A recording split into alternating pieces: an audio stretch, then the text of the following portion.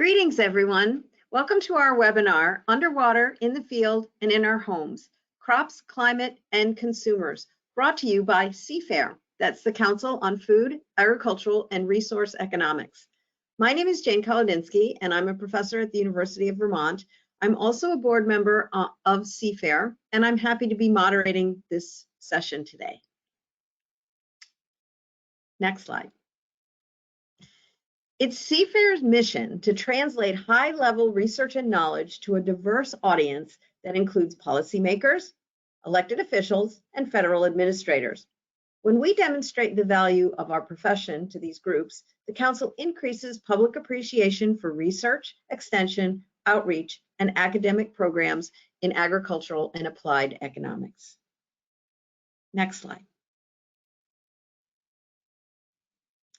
Before we get started, I'd like to provide some background information on today's topic. Climate change presents real threats to U.S. agricultural production, forest resources, and rural economies. The Council on Food, Agriculture, and Resource Economics brings you today's webinar titled Underwater, in the Field, and in Our Homes, Crops, Climate, and Consumers. Our panel of experts from fields across agriculture and resource economics will present 3 evidence-based talks that cover the food system value chain from production, agriculture, to consumption as it relates to USDA's commitments to climate adaptation, resilience, and mitigation. We'll begin the webinar with an introduction from the Economic Research Service, followed by our panel, who translates scientific knowledge into policy information. Next slide. CFAIR has assembled a panel of experts to discuss today's topics, starting with Kelly McGuire. Kelly is the Assistant Administrator at USDA's Economic Research Service, ERS. She serves as the Chief Data Officer for the agency and oversees cross-agency research and data analysis. She also spent almost 20 years as an economist in EPA's National Center for Environmental Economics. Madhu Khanna is the ACE's Distinguished Professor of Environmental Economics in the Department of Agricultural and Consumer Economics and Alvin H. Baum Family Chair and Director of the Institute for Sustainability, Energy, and Environment at the University of Illinois, Urbana-Champaign. She received her PhD from the University of California at Berkeley. Gal Hochman is a professor at the Department of Agricultural, Food, and Resource Economics at Rutgers University. Dr. Hochman received his PhD in economics at Columbia University. His current focus includes issues related to development, energy, the environment, technology, and trade. Tyler Mark is an associate professor of production economics in the Department of Agricultural Economics at the University of Kentucky. His applied research interests include hemp economics, broadband availability in rural areas, precision agriculture, precision dairy, and renewable energy. Before we start, we wanted to explain how to ask questions during the webinar to make sure that you, the audience, is able to engage. During the webinar, you can put questions to one or all of the speakers by typing it into the box in the control display, accessed by clicking on the question drop-down, as shown on this slide, and sending it to the organizer. Now I'll hand the webinar over to Kelly McGuire, who's going to start us off. Great, thank you very much. I appreciate the introduction and being here today. I'm going to set the stage by talking a little bit about how the Department of Agriculture is engaging in the climate agenda, if you will, as well as some specific research that is happening at ERS, the Economic Research Service, where I serve as the Assistant Administrator. I've spent my career as an economist with the federal government and have been engaged with the climate work really since the beginning. If you could go to the next slide, please. So just a little bit about ERS, for those who may not be familiar with our mission. We're an agency within the Department of Agriculture, and our mission statement is tried and true. We've had the same statement for many years, and it applies to the work that we do today, just as it has in years past. And that is that we anticipate trends and emerging issues across the agricultural sector, including food, the environment, and rural America, which spans the work that the Department of Agriculture does. And we do this by conducting high quality, objective, timely research that informs both public and private decision making. So it really dovetails nicely with the work that's done at CFAIR. One thing to note, we are a principal federal statistical agency, and our work informs decision making that affects the agricultural sector, but we do not make policy decisions or policy recommendations. Our work is decidedly neutral.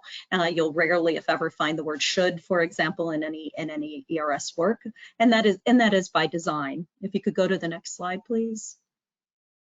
And a little bit more about that design, if you will, in the federal statistical system within the United States. There are 13 principal federal statistical agencies. We're part of this family.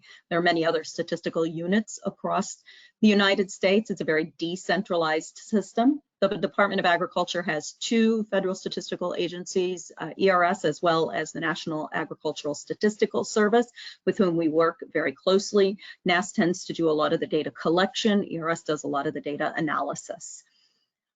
And again, that work is intended to be objective and timely and relevant to inform decision making, but we don't administer programs that the department has available to it, and we don't make recommendations about how the department should implement their programs. If you could go to the next slide.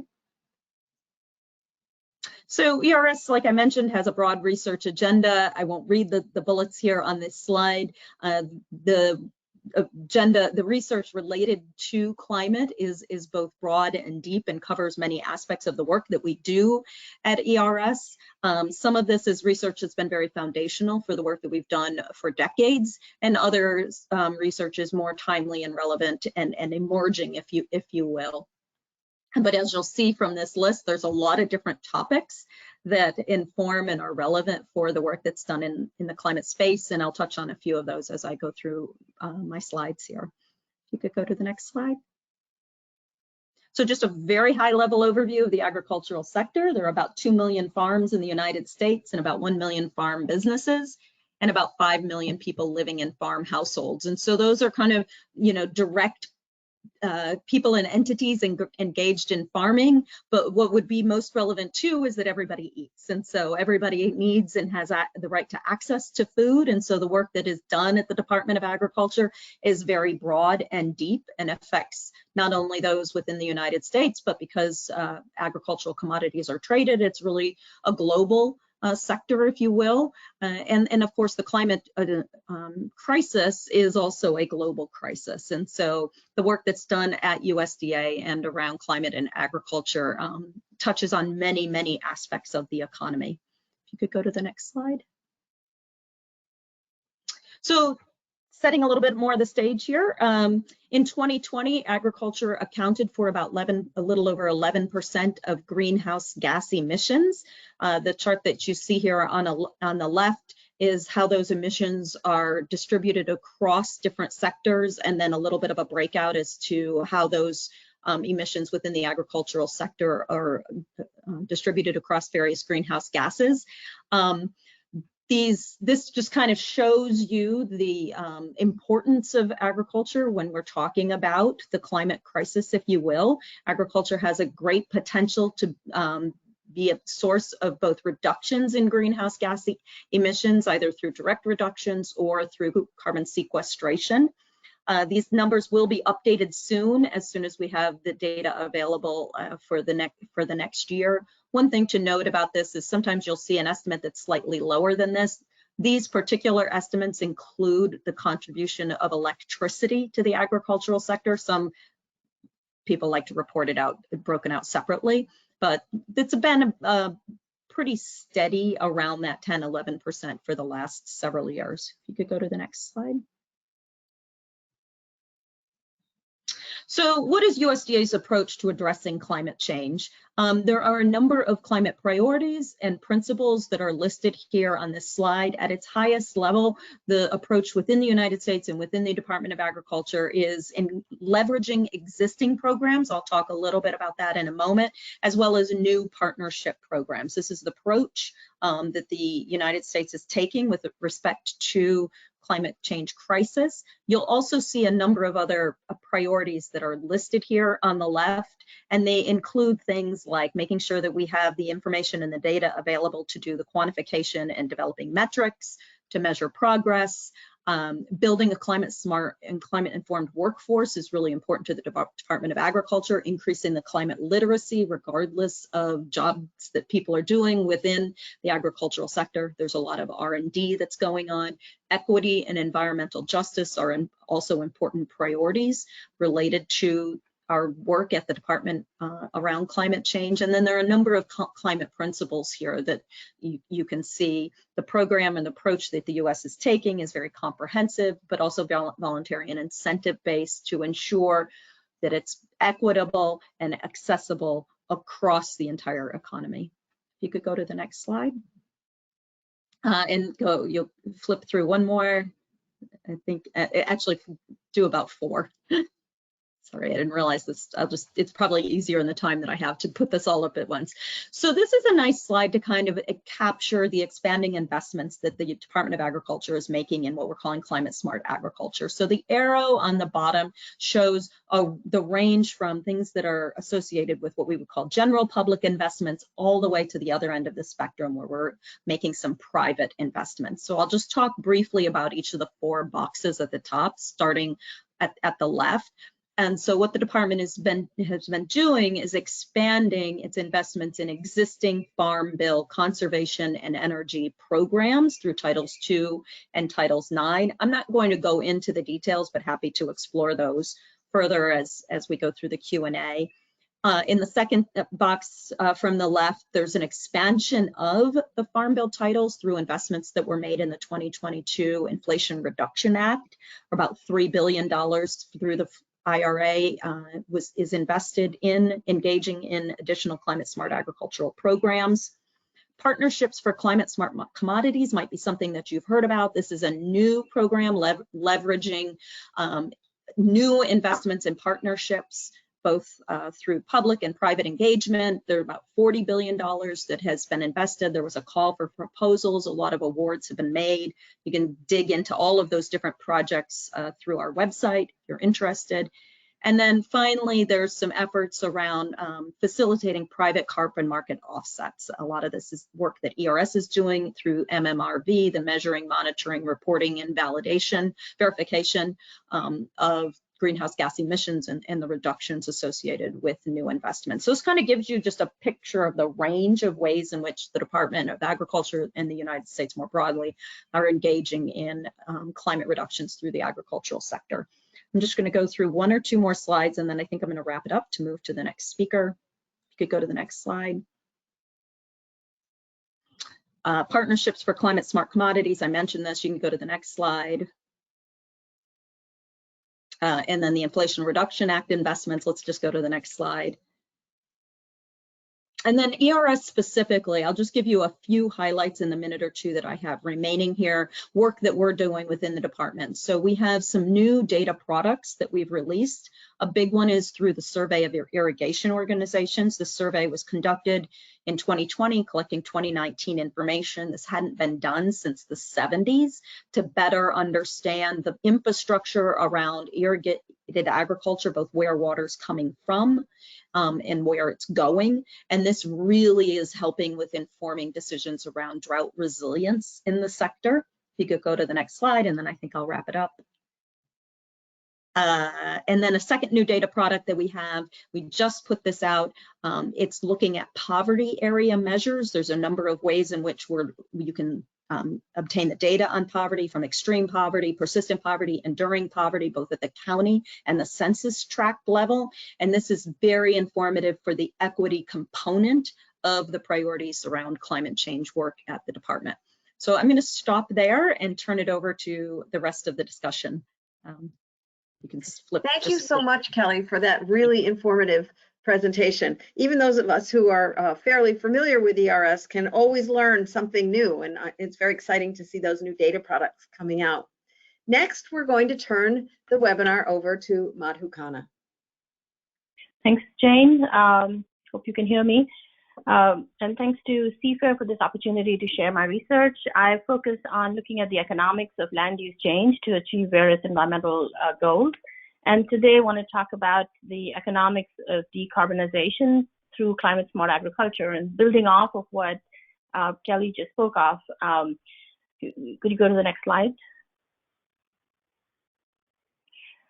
So just briefly, for people who may not be familiar with the concept of carbon sequestration, one of the major ways in which agriculture can contribute to being a sink for carbon is through sequestering carbon from the atmosphere in the soil through the process of photosynthesis, which leads plants to grow using carbon dioxide and then storing it in the soil. And there's considerable capacity to store carbon in the soil because, for one thing, carbon has been severely depleted through the intensive tillage and cultivation that we've been undertaking over the last century or more. And so there's various ways in which improved production practices or climate smart practices can both increase the amount of carbon that is absorbed from the atmosphere and put in the soil, as well as reduce the release of carbon that's already in the soil and prevent it from going back into the atmosphere. Next slide. A couple of examples of these climate smart practices. There are others as well, but in particular, the ones that have gained a lot of attention in the context of Midwestern agriculture, where we have a lot of corn and soybeans. One approach is, just with conventional crops that we're currently growing, planting cover crops in the winter season after corn and soybean have been harvested. Planting these cover crops during the winter months when nothing else can grow can prevent soil erosion, sequester carbon, as well as provide other co-benefits such as nutrient loss, and in that process improve soil health and soil fertility, and can sequester about 0.3 to 0.5 tons of carbon per hectare per year. Another alternative is no tillage, so that is reducing the amount that the soil is tilled during the process of planting, and this reduces disturbance and keeps carbon that has been sequestered in previous growing years in the soil. And it's expected to be able to sequester about 0.1 to 0.3 tons per hectare per year. In addition to that, there are new approaches that are being investigated and studied. And one of the very promising approaches to grow perennial energy crops that can sequester significantly more, even more than a ton per hectare per year. And these energy crops can also be used to produce bioenergy, either to displace coal in power plants or to produce biofuels or bioproducts and displace fossil fuel alternatives. So, but these are yet to be adopted and produced at scale. So in addition to carbon, these practices offer a number of other co-benefits, and so there's just a wide variety of reasons why we would like to see greater adoption. There's also interest in these practices because they can, these offsets that they can provide by sequestering carbon are of increasing interest to industry that is seeking to achieve net zero goals as a way to, and to look at cost-effective ways to do that through carbon offset purchases. Next slide. Now, despite the benefits and the promise of these climate smart practices, adoption rates for particularly for cover crops are relatively low, as you can see from the map on the right. In general, in the Midwest, adoption rates are about less than 10%, 5 to 10%, and no-till adoption has grown significantly, but there's a lot of variability in the extent of adoption, the cost of adoption, and also the benefits of adoption. So carbon sequestration differs across the landscape, and hence we need to know where we should be targeting our efforts for greater adoption. Next slide. So a number of barriers that are limiting the adoption of cover crops. They're costly to plant. There's time requirements, labor requirements. Who gets the benefits from the soil health improvements depends upon who owns the land in the long run. There's potential for loss of yield in the short run, at least, and then the benefits might come in the future. Transaction costs of being able to get payments for the carbon benefits or the nutrient loss benefits and so on. So that some of these can be addressed through policy incentives that I'll talk about in a minute. Next slide.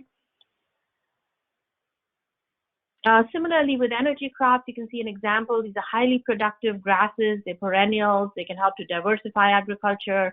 But they are, because they're perennials, they need a long-term commitment by farmers.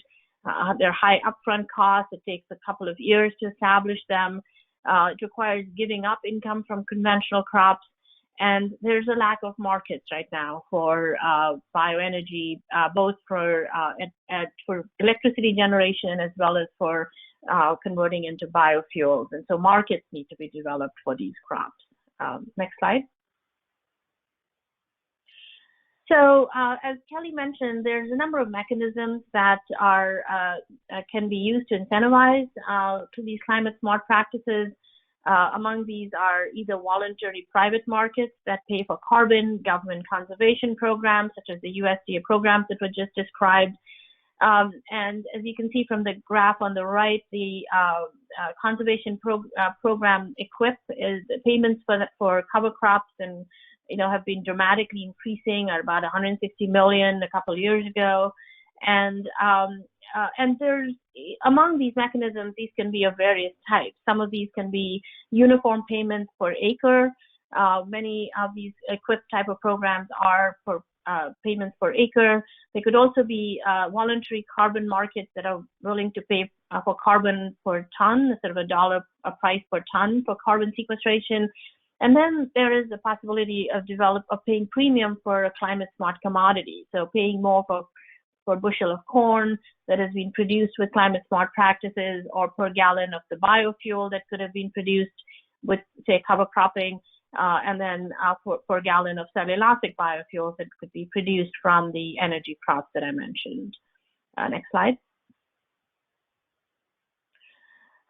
So there's several issues that need to be kept in mind as we're designing incentives for carbon sequestration. And among those are the fact that, firstly, carbon accumulation varies across locations. So the same amount of cover cropping can lead to different amounts of carbon sequestration depending upon the soil type, the history of previous management of the soil, and so on. And also, soil carbon sequestration declines over time on an annual basis and ultimately reaches a plateau. So there's a finite capacity of the soil to sequester. Additionally, soil carbon stocks are reversible. So if there is a switch away from a given practice and if farmers stop doing the cover cropping, then the carbon can begin to get depleted with tillage and cultivation. It is also difficult to measure at low cost. And so there's continuing improvements in technology to improve our ability to monitor and measure and verify soil carbon. But that's still a work in progress, and more research and development is needed and continuing to happen in that space.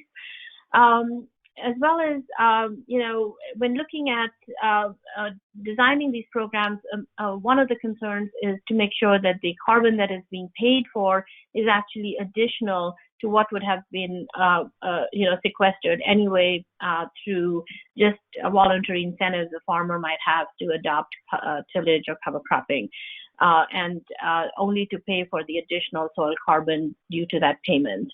And then lastly, there's a potential that climate smart practice adoption in one area might lead to increased cultivation and cropland expansion in other areas, leading to leakage. So sequestration in one area is combined with emissions in another area. And so we need to look at the net benefit that might be achieved through these climate smart practices. Next slide. So in order to be effective, it's important to have payments that actually pay directly for the carbon, because if the goal is carbon mitigation, then paying for the carbon directly is a better way to do it than paying for the practice. But these these payments need to consider additionality. They need to consider how to make sure that payments, that the adoption occurs over a long period of time, so long-term contracts. And sometimes these payments may need to be upfront to cover upfront costs of some of these practices rather than on an ongoing annual basis.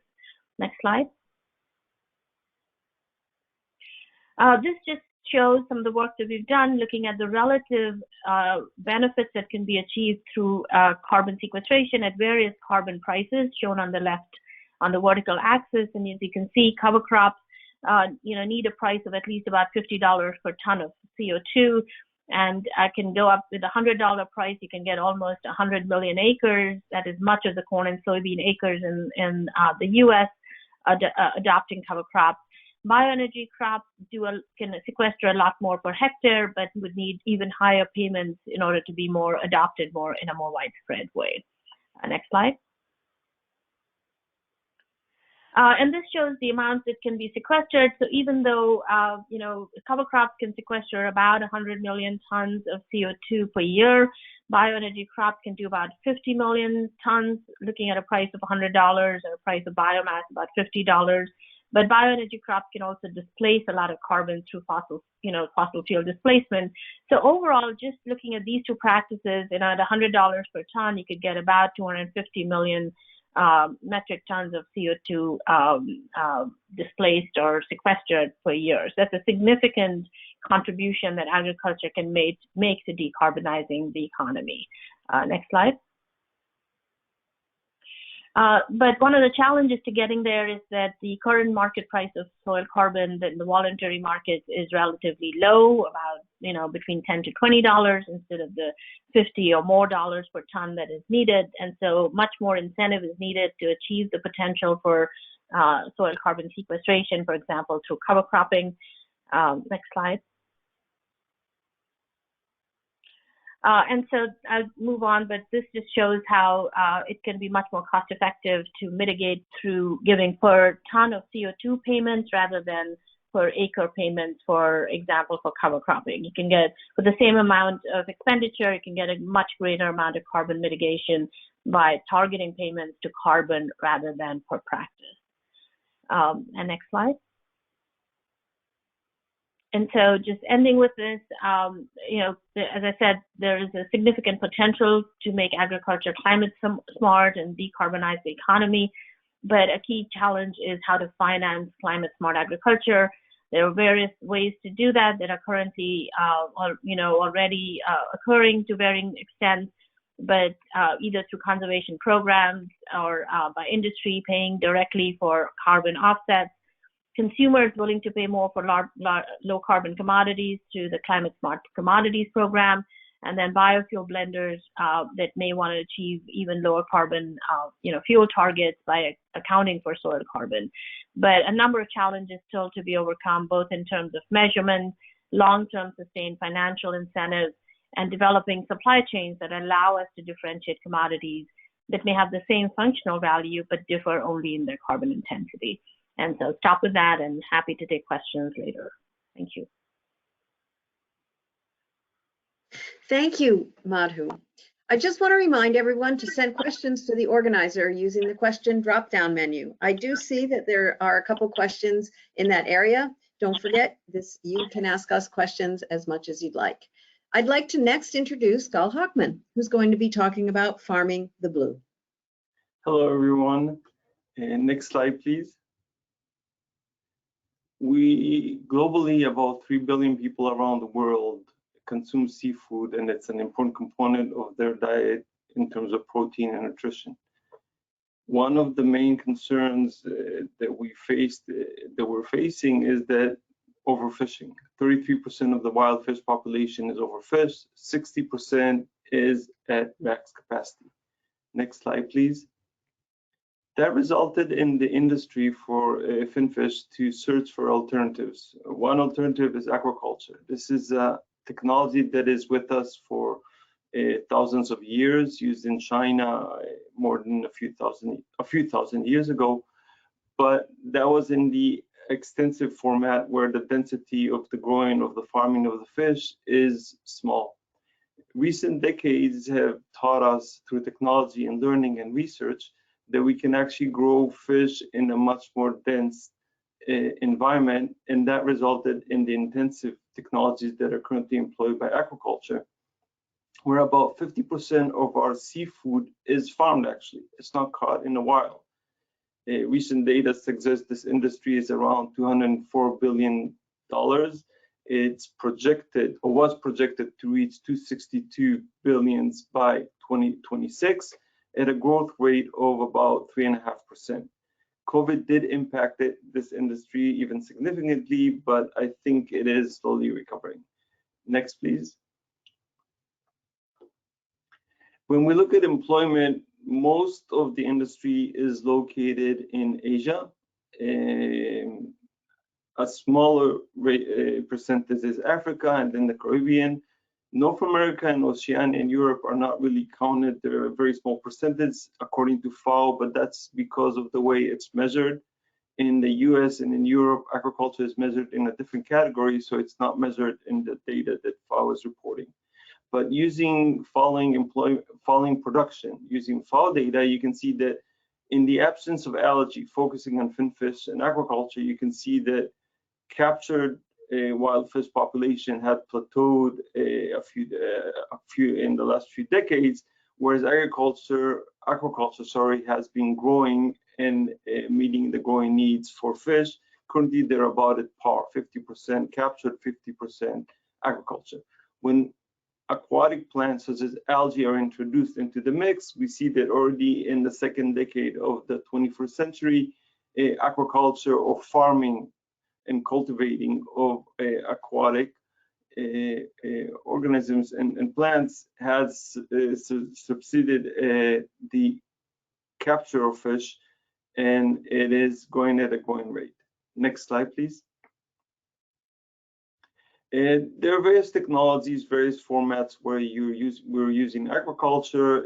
Aquaculture is used in brackish water. It can be used in fresh water or in mariculture and marine on the coastal line. It does involve different technologies and different approaches. When you're inland, it's more of a controlled environment. However, you need to build it. The capital investments are pretty big. Offshore, of course, requires different demands, but all these technologies are being researched as well as employed commercially and generating profits. Next slide, please. When we look at farming specifically or at aquaculture, we can see that both, when comparing inland to marine, both of them are growing at a very significant rate and showing progress. Both of them are being used to supply the growing demand for these products. Next slide, please. When we look at the products and application, focusing on aquatic plants, looking at microalgae, we can see that there's a whole array of fields and manufacturing fields that are being used, or products are being used to develop and sold into these fields. The leading one for microalgae is food additive, pharmaceutical. You can see cosmetics. It's used for animal feed, food colorant, and so forth. Next slide, please. Similarly, if you look at macroalgae, although there are some differences, and we'll discuss them in a minute, it is also used for this same array, from cosmetic to pharmaceutical to manufacturing and food and feed. Leading in both in macroalgae is the food and feed and fertilizer, but you see the agar is also a very dominant component in macroalgae, used in developed from red algae. Next slide, please. So what will be the future? I don't know, but just to show you where it might be ending up. As of today, most of the production has been focused on the upper part of this supply chain. It's usually the cultivation, the collecting, and the drying of the algae, and the selling of it as food, feed, or fertilizers. With time, I think it's reasonable to assume that better technologies, a better understanding of research and development, and that is very important, as we'll discuss soon, will result in the development of raw materials for basic processing, such as carrageenan and feed, but it will be more evolved, and that is this path for the supply chain, or the development of biorefineries and the extraction of chemicals in other crop products. Maybe in the future we'll see this row crops adjacent to algae production. Next slide, please. What is leading the changes that we're currently seeing in this industry, in this sector? I think there are two fundamental changes. One is to producers and one is to consumers' preferences for aquatic plants. The first one is the demand for sustainable food and plant-based alternatives for meat, fish, and dairy products. And as it increases, algae can be a good source of protein, a very good source of protein and fatty acids. Another component that is slowly being understood and researched is the importance of shellfish as an income generator, but also as a mechanism to produce environmental amenities. And there are several identified in the literature, and it is very significant. In that context, there is one category that links me back to both Madhu's talk and to Kelly's talk, and that is climate change and the need to decarbonize the economy. The opportunity, ocean farming has much potential. And if indeed algae and shellfish will become part of the solution to decarbonizing the economy, it will be a game changer because of the volumes that the oceans can provide. There is a big gap here. There is a big need for research. The importance of academic industrial complex cannot be underemphasized. And the basic research developed in the universities later on used by the industry to develop products, I think is much in need. To this end, a key component is the retention of CO2 at a reasonable cost. How much algae can retain? We know we have some understanding at the lab stage of CO2 fixation. And we can see there is a heterogeneity among various algae species, but the big question is what happens as you scale up. And more than that, how can you sequester it for a long period of time? So we understand that if we put it deep in the oceans, in the high seas, in 2,000 meters, it will stay there. But how do we get there and in a meaningful and economically viable way? Shellfish is at a similar stage, I think. And just to give you an example of the potential, but we need to understand it further. And that is, if you take the shellfish, about half its weight is the shell that is composed of 95% crystalline calcium carbonate that is built partly for carbon. So if you have 100 grams of shell, 12 grams of it is the carbon. That suggests or implies that if you take the shellfish, the oyster population today, and you capture and store permanently the shells once the oysters are consumed, you are actually sequestering about 5.5 million metric tons of CO2. This is not insignificant. This is a nice amount. And this industry, again, is evolving because of the parameters we just mentioned. Next slide, please. So how can we develop it? If we look at technological innovation, it's a dynamic process that starts with basic research and general advancements of knowledge, basic knowledge that is then used by industry. Next. And that will lead us to the academic industrial process, where you develop knowledge in university and then you have spin-offs. Next slide, please. And that will be done in the context of a multidisciplinary teams, as we have seen in the past, and we have various examples. Next slide, please. This is one example. I'll go quickly through it. Beta-carotene, it's an important example of how these technologies have evolved. It started in 1831 with the first isolated beta-carotenoid. Only in 1907 did the empirical equation being understood. Only in 1919, independent of beta-carotene, the understanding of the importance of provitamins and their value has been understood. That led to a Nobel Prize in 1930s. Next slide, please. All that information culminated in the commercialization of beta-carotene production in 1954. In 1970 and 1980s, studies have shown the importance of beta-carotene antioxidants and it's important in preventing cancer. That led in the 1980s and 1990s to the development of beta-carotene from algae, which is now not an insignificant component.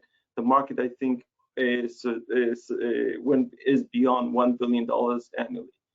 Next slide, please. All of this, I want to think, any mistakes are mine, but all the knowledge and all the understanding have been created from this wonderful group of experts that I've been working with, as well as the support of the various funders. Thank you very much.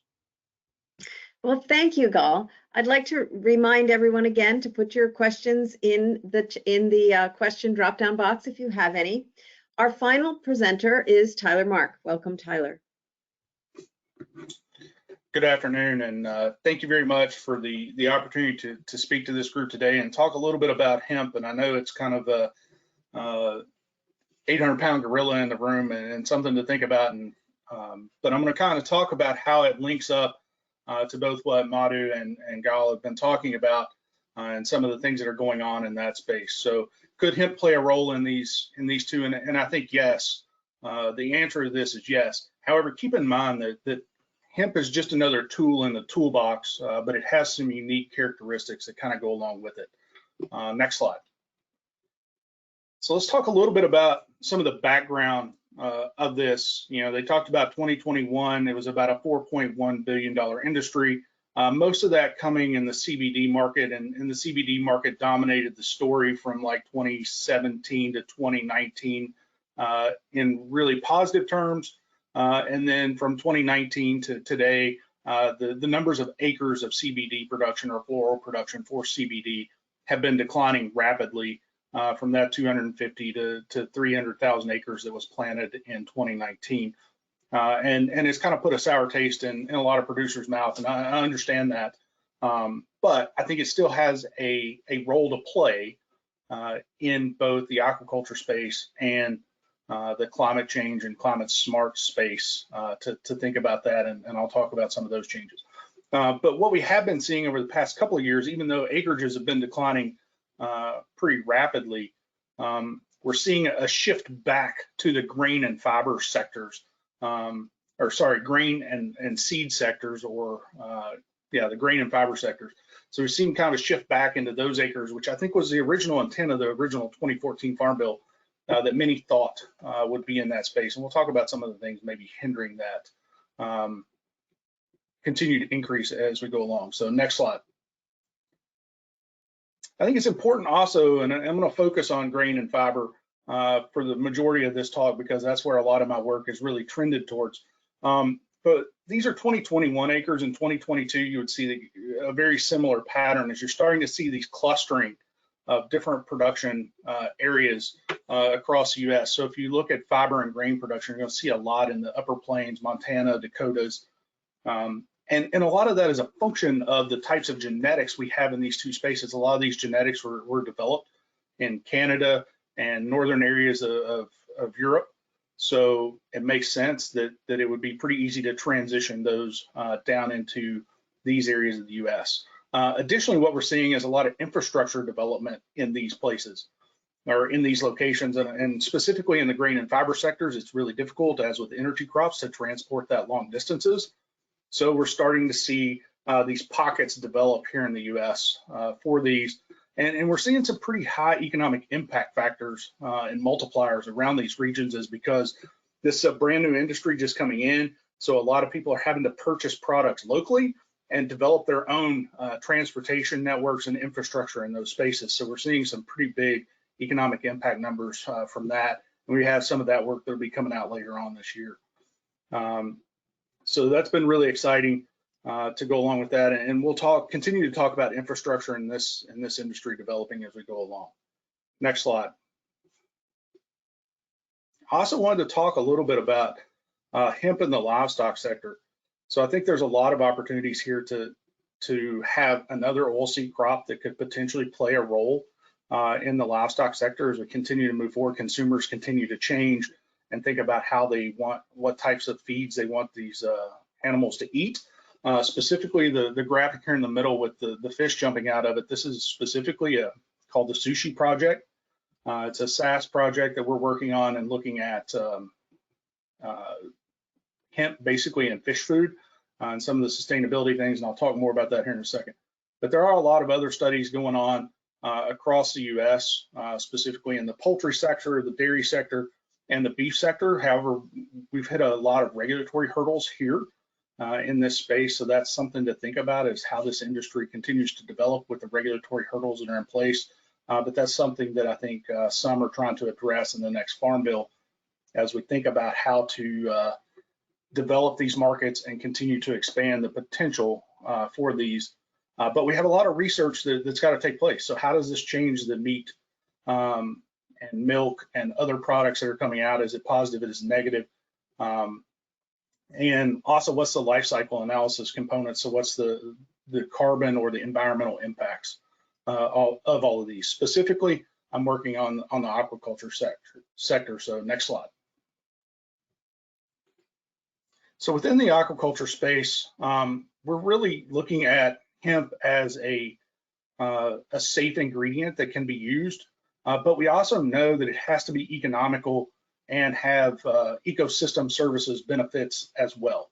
So within this study, within this SaaS project led out of Central State University, we're really focusing on what's the profit potential of changing out fish food, the traditional fish meal, and adding in hemp into that, and looking at what that does to the diets, specifically of trout in this case, and what's happening there.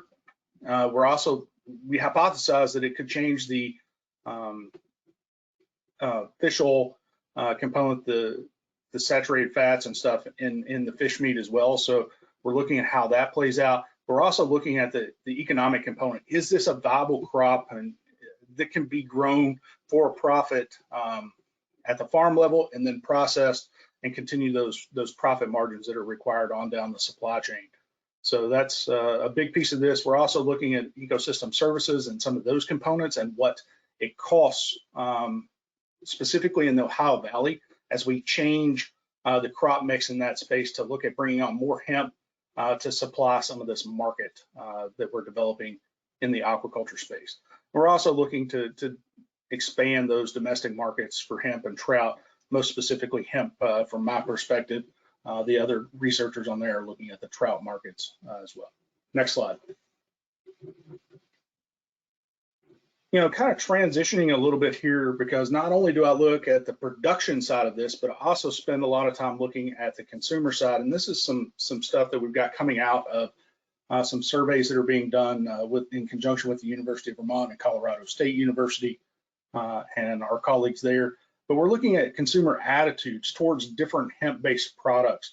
You know, when I start to think about some of the differences and some of the things that hemp brings to the table in terms of climate smart components, as well as what consumers are starting to think about, you start to look at construction materials in here, which is kind of an area that I think is set up or poised to have some expansion for the hemp space, along with the plastics and replacement of fossil fuel based plastics with some bioplastics and the market sizes and potential there. So we see a lot of consumers that are positive on those aspects.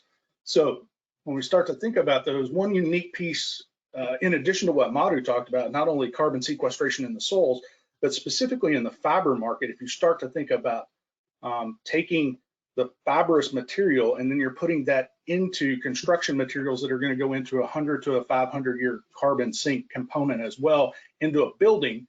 Now keep in mind, a lot of the time these materials from hemp are not structural, although they are developing some structural components, some structural blocks, hemp blocks that can be used, but a lot of this is more for R value and some of those types of insulation type components. You know, if we can put this material, there's also the ability to capture that carbon component that's above the soil line. So that's one unique component of hemp that hemp has beyond a lot of other crops that are grown in the U.S., including bioenergy crops and so on and so forth. So that's kind of a unique piece there. We're also looking at a lot in the food space as well, and what happens as we grow the amount of hemp grain.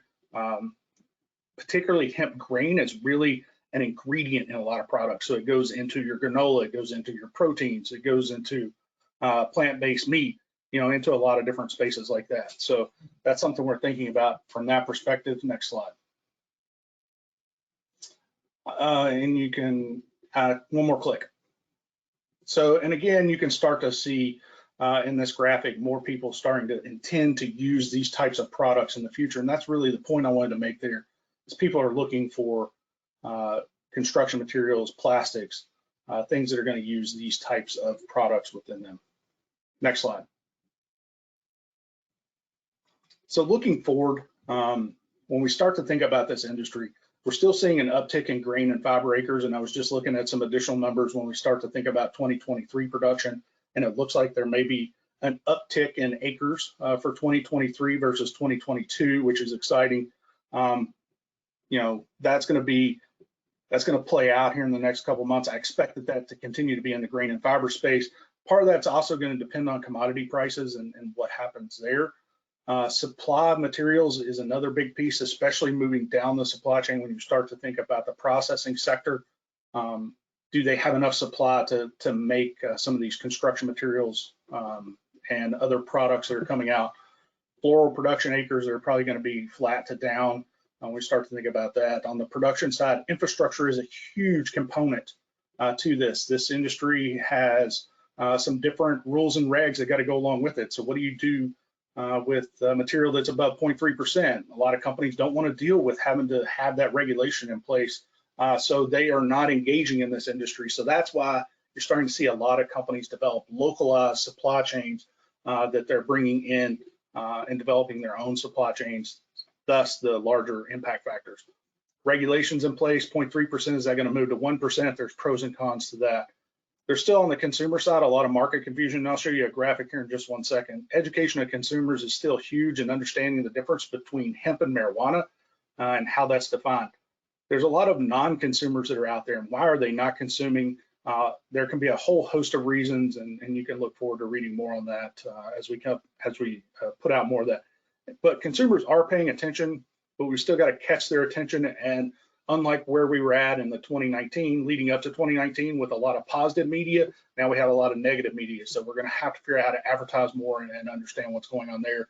Also, more on the regulation side, we're seeing more and more regulations come out about Delta 8 and a few other components, and how's that going to change the landscape of the hemp space.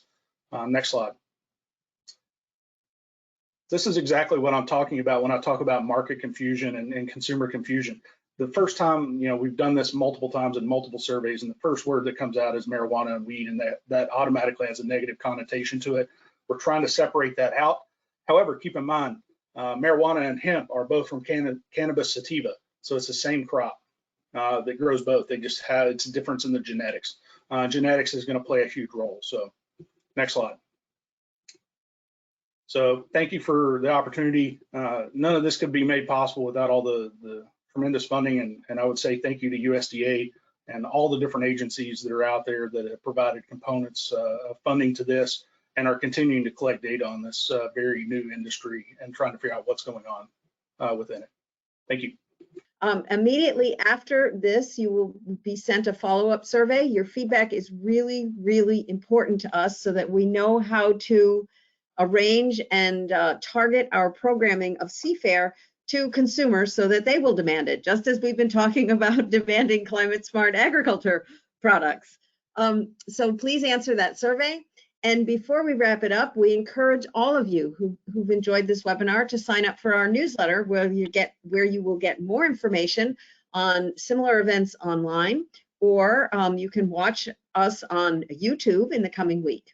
We also have a podcast series that's called Get a Grip on FAIR, that's Food, Agriculture, and Resource Economics, available on our website, Spotify, Apple Podcasts, or by visiting rss.com/podcasts/keeping up with FAIR, all one word. You can also find it by searching our name, that's the Council on Food, Agriculture, and Resource Economics, on any one of those platforms. And last but not least, please follow us on Twitter for regular updates at CFairCon. We also encourage any and all inquiries. Please contact us at information@cfair.org. That's information@cfair.org. And finally, a quick word of thanks to our partners. This and other CFair programming wouldn't be possible without the continuing support of the Agricultural and Applied Economics Association, that's AAEA, the U.S. Department of Agriculture's National Agricultural Statistics Service, NASS, as well as USDA's Economic Research Service, ERS. And finally, we want to give a big thank you to all of our panelists.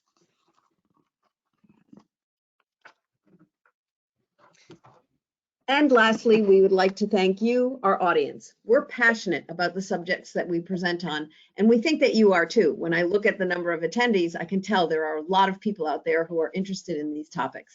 But it's not a small thing for you to give up your noon hour to spend it with us. So we hope you enjoyed this seminar as much as we enjoyed hosting it. Thanks so much, and enjoy the rest of your day. Thank you, panelists. Thank you, audience. Bye, everyone.